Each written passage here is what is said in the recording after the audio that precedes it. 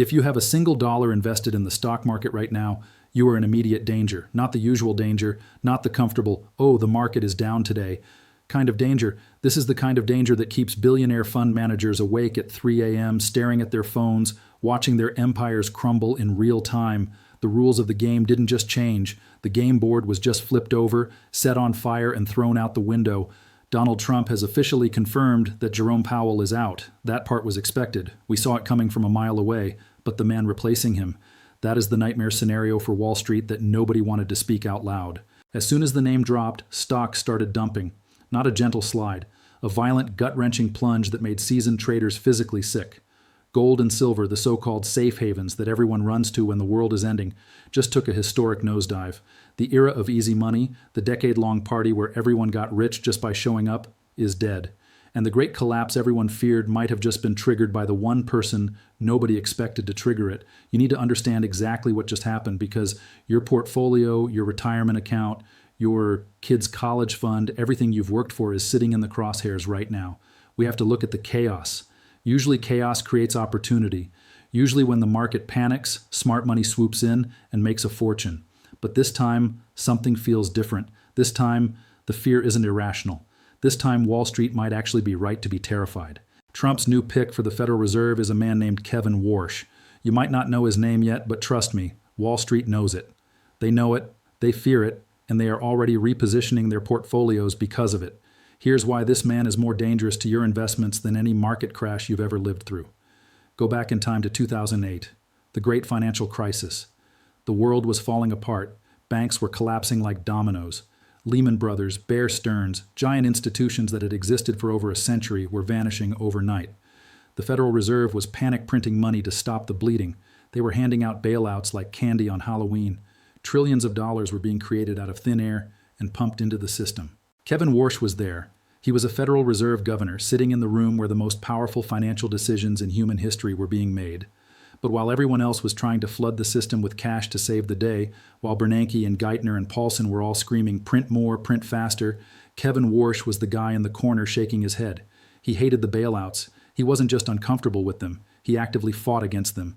He was terrified that all that free money would destroy the value of the dollar. He actually wanted to keep interest rates high while the economy was burning. Think about how insane that sounds. The financial world is ending, unemployment is skyrocketing, people are losing their homes, and this guy wanted to make borrowing money more expensive. He warned everyone about inflation. He said that printing money was a trap. He said we were selling our future to save the present. And here's the thing, he was kind of right. Fast forward to 2021, 2022, and we got the worst inflation in 40 years.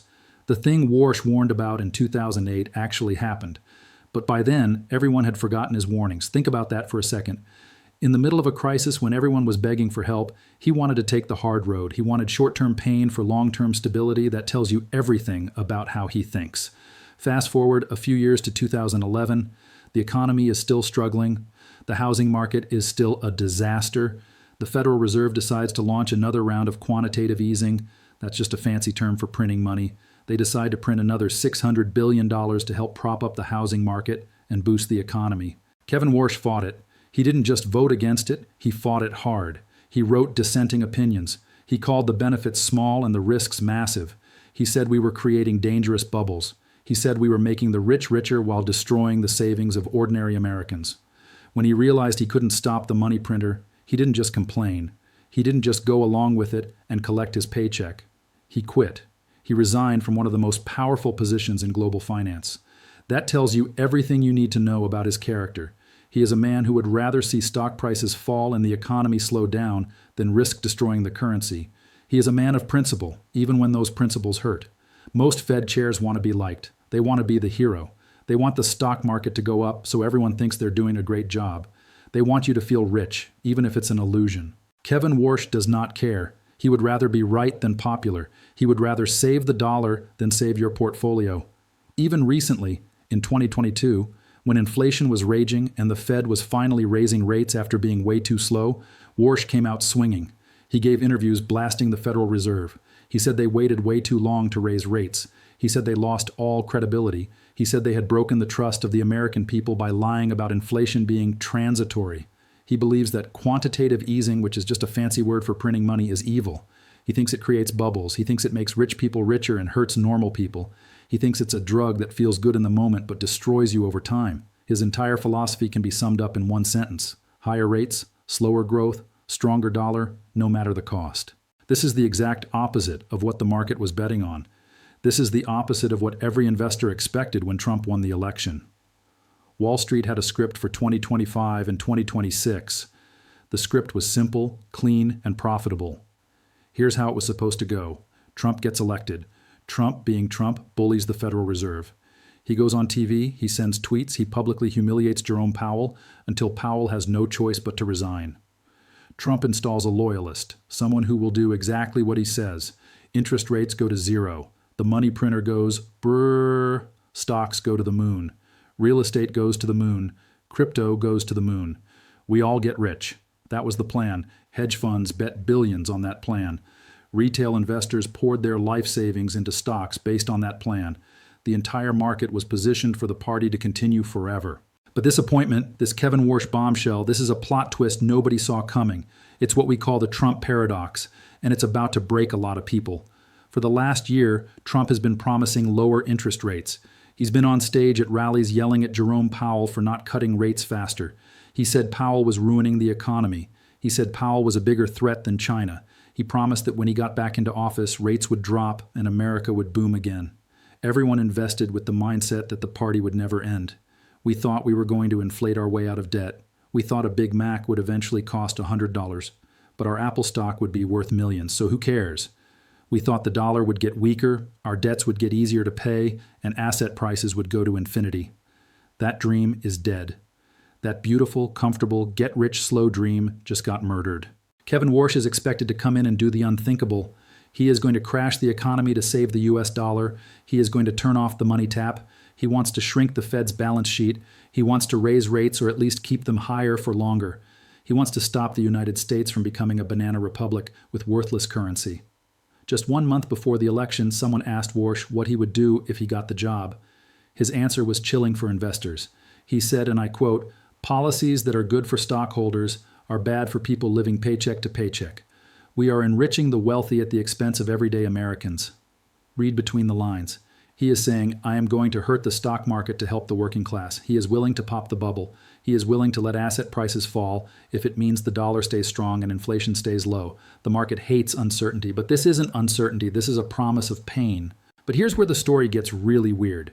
Just when you think you have this guy figured out, he completely flips the script. The Kevin Warsh of 2026 is starting to sound a lot different from the Kevin Warsh of 2008. Suddenly, the man who hated cheap money is going on TV talking about lowering interest rates. He's doing interviews saying, we need to get rates down to help the housing market. He wants 30-year mortgages to be affordable again so young families can buy homes. He's pitching himself as the White House's best friend. So you have to ask yourself a question that will determine whether you make or lose a fortune. Did he actually change his mind, or is he just a sock puppet? Is he just telling Donald Trump exactly what he wants to hear so he can get the job, only to switch back to his old ways once he's in power? It's the classic Trojan horse strategy. Smile, nod, say all the right things, get inside the gates, and then reveal your true intentions. But here's the brutal truth. It doesn't matter what's in his heart. It doesn't matter what he actually believes. What matters is what the market thinks. And right now, the market is terrified of a strong dollar. To understand why this appointment is so dangerous, you need to think like Trump for a second. Trump actually wants the US dollar to be weak. That sounds crazy, right? Usually strong is good and weak is bad. Usually we want the dollar to be powerful. But in global economics, it's the opposite. Think of the US economy like a grocery store. If the dollar is strong, our prices are high.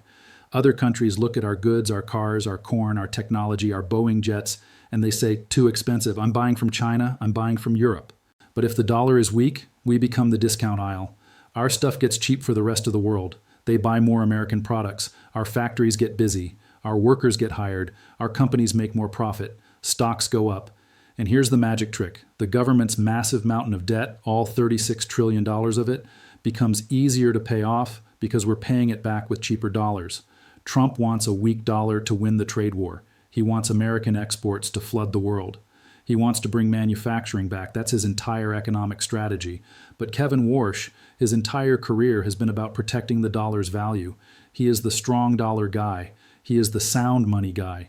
He believes in discipline, in pain, in sacrifice. So we are heading into a massive collision. We have an unstoppable force meeting an immovable object. The president wants inflation to juice the economy. The Fed chair wants deflation to save the currency. This is a recipe for volatility like we haven't seen in decades. The days of the stock market just going up in a straight line are over. The safety net is gone. Let me explain what I mean by that.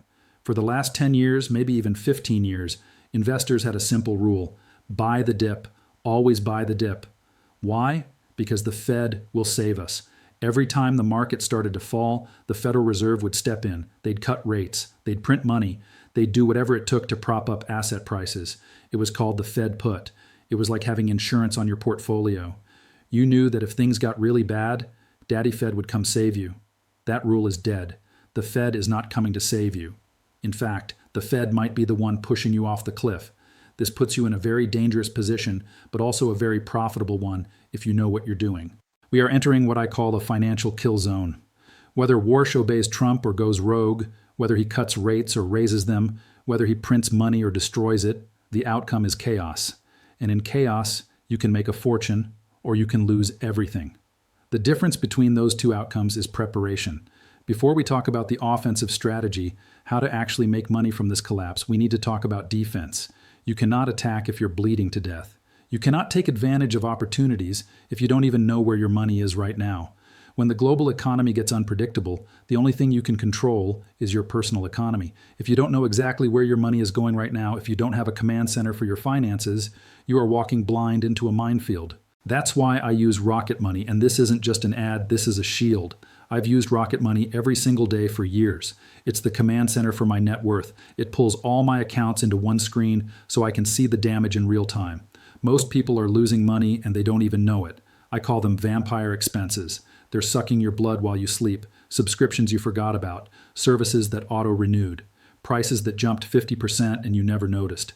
Just the other day I found a subscription I completely forgot about. It renewed automatically and the price had jumped from $10 a month to $15. Over a year, that's $60 stolen from me. I would have never noticed. Rocket Money sent me an alert and I killed it immediately. But they don't just track spending. They fight for you. They have a feature where they scan your bills, internet, phone, cable, and their professional negotiators actually call the companies to lower your rates. They've saved customers over $740 a year on average. They've canceled over $880 million in unwanted subscriptions. That's not a typo. $880 million, that's real money that belongs in your pocket, not some corporation's bank account. Stop bleeding cash. Click the link in the description or go to rocketmoney.com/chartgrant. It's free to start.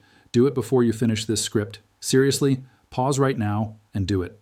Now let's get back to the war room. We know the players, we know the stakes. Now we need to look at the playbook because the next few months are going to offer a very specific window of opportunity. If you understand the mechanics of what happens next, you can front-run the rest of the market while they're still panicking. Here's the truth about the stock market that nobody tells you. Prices do not fall because of bad news. The market can handle bad news. If the news is profits are down 10%, the market says, okay, cool, and adjusts the price down 10%. Math, logic, done. What the market cannot handle is uncertainty. The market is like a control freak with severe anxiety. It needs to know exactly what is going to happen next. When it can't predict the future, when the path forward is foggy, it panics. It sells everything just to be safe. That is exactly what is happening right now with Kevin Warsh. He is a giant question mark. Is he a Trump loyalist who will do whatever the president says? Is he a rogue agent who will stick to his principles no matter what? Is he going to slash rates to zero or hike them to the moon? Is he going to print money or destroy it? Nobody knows. And because nobody knows, everyone is running for the exit. But here's the thing about market panics. They are almost always wrong. The stock market is a drama queen. It overreacts to everything. When things are good, like in April 2025 when the S&P 500 hit all-time highs, people buy like they have infinite money. They throw caution out the window. Prices go way too high. Everything gets overvalued. When things are bad, people sell like the world is ending. They panic. They dump good companies at terrible prices. Prices go way too low. Everything gets undervalued. The pendulum swings too far in both directions. It never stops in the middle where it should be. So let's take a deep breath. Let's step back from the emotion. Let's look at the actual data, not the fear. Every single year the stock market drops. It's a guarantee. Even in the best years in history, years where the S&P 500 finished up 30% or more, we still saw drops of 10% to 20% during the year. It's the price of admission. If you want the gains, you have to accept the pain. The legendary investor Charlie Munger, Warren Buffett's partner who just passed away, had a brutal rule about this. He said, "If you cannot handle a 50% drop in your portfolio without panic selling, you do not deserve to be rich. You deserve the mediocre results you're going to get." That sounds harsh, but the math backs him up. Look at the last 45 years of stock market history. In 34 of those years, the S&P 500 finished positive. That means you have a 75% win rate just by showing up and holding. You don't even have to be smart. You just have to not be stupid. But you're probably thinking, okay, but what if this time is different? What if we hit a real recession? What if Kevin Warsh really does crash the market? Fine. Let's assume the worst case scenario. Let's say the economy crashes hard. Let's say we get a repeat of 2008 or 2000. History shows that the average time to recover from a massive crash is only 1 to 2 years. That's it. 24 months.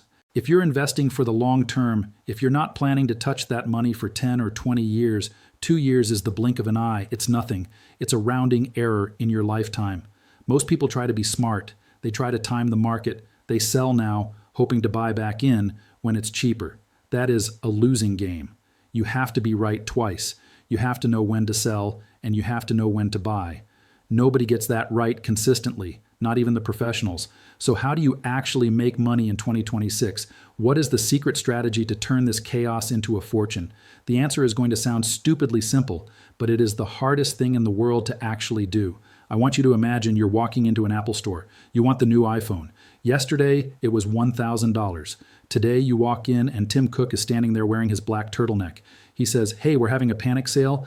Everyone thinks Apple is going bankrupt. The iPhone is now $500. Do you scream? Do you run out of the store crying? Do you post on Twitter, "Oh no, the value of the iPhone is crashing. This is terrible"?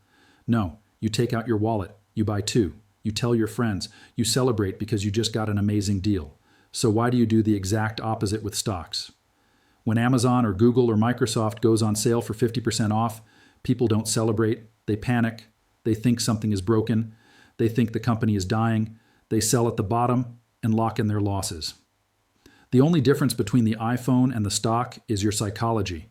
If you're not planning to spend that money for 10 or 20 years, who cares if the line on the graph goes down today? It literally does not matter. Not even a little bit. This is not a crisis. This is Black Friday. This is the biggest sale of the decade. The best investors in the world, Warren Buffett, Charlie Munger, Ray Dalio, they don't fear the drop. They wait for it. They sit on cash like a sniper in the mountains, waiting for the perfect moment when everyone else is terrified. And right now, people are terrified. Fear is everywhere. You can smell it in the air. So if you can change your mindset, if you can rewire your brain to see opportunity instead of danger, you can win. But you need to know exactly what to buy when the sale starts. You can't just throw money at garbage and hope it goes up. You need to target the assets that will survive the crash and thrive on the other side. You have to kill that fear response in your brain. I've never understood why people freak out when the market falls. It's literally part of the contract. When you invest in stocks, you're signing up for volatility. You sign up for the gains. You have to accept the pain. As long as you aren't gambling your life savings on some random meme coin or some scam penny stock, history is on your side. If you're patient, you win. It's that simple. Here's the secret pattern I've noticed after making videos about money on YouTube for almost 10 years. I've watched millions of people react to the market. I see the same loop happen over and over again. First, everyone gets greedy. They see their neighbor making money in crypto or stocks or real estate. They get jealous. They suffer from FOMO. They throw money at anything that moves. Prices go up way higher than they should. The price disconnects from reality. Valuations don't matter anymore. Then the music stops. Suddenly, fear takes over. And fear is much stronger than greed. Fear makes people sell good assets for bad prices. Fear makes people lock in losses. Fear ruins lives. Do not be that person. You cannot predict the future. Nobody can. The only way to guarantee you don't get left behind is to stay on the roller coaster. Do not unbuckle your seatbelt while the ride is moving. You need to view these drops as gifts. I know that sounds insane when you're watching your account balance shrink, but it's true. The Great Recession in 2008 was terrible for the world. People lost their jobs, people lost their homes. It was a humanitarian disaster. But for investors with cash, it was the opportunity of a lifetime. It allowed me to buy a literal house in California for $70,000. That sounds like a lie today, right? a house in California for $70,000. But it happened. I bought it at the foreclosure auction. I never would have been able to afford a home without that crash. It happened again in March 2020. The world was shutting down, COVID was spreading, the S&P 500 crashed to 2,300 points. Everyone thought the world was ending. I was on YouTube telling people to buy. People called me crazy. People said I was going to lose everything. The S&P is now over 5,000. If you bought in March 2020, you more than doubled your money. It happened again in 2022. Bitcoin crashed from $69,000 to $16,000. Everyone said crypto was dead. Every headline was Bitcoin is going to zero. I was buying at $16,000. I was buying at $30,000. I was buying at $70,000. Why? Because I don't need the money today. If I don't need to spend it for 5 years, I don't care what the price is on Tuesday. Now let me give you my controversial take on Kevin Warsh. Here's what I really think is going to happen. There is no way he is going to fight Donald Trump. Let's be real for a second.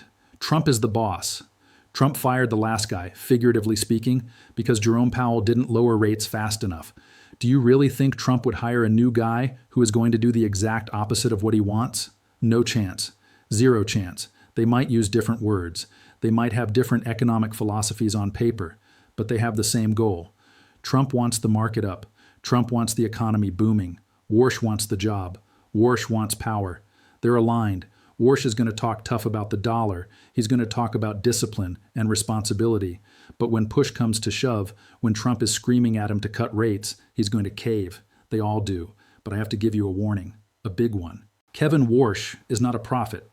In 2007, right before the entire global banking system collapsed, right before the worst financial crisis since the Great Depression, Warsh went on record. He gave speeches. He testified before Congress. He said everything was fine. He said banks were strong. He said there was no systemic risk.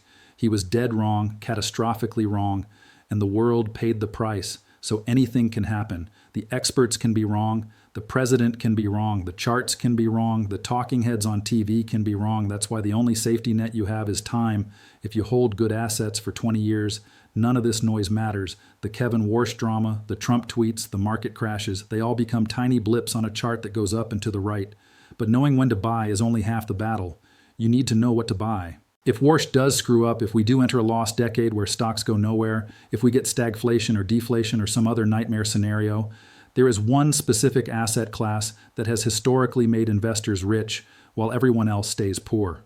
It isn't gold, even though gold bugs will tell you otherwise. It isn't tech stocks, even though Silicon Valley wants you to believe that. It's an asset class that produces cash flow even when prices are falling. It's an asset class that benefits from chaos. It's an asset class that most people don't understand and therefore ignore. And that's your advantage.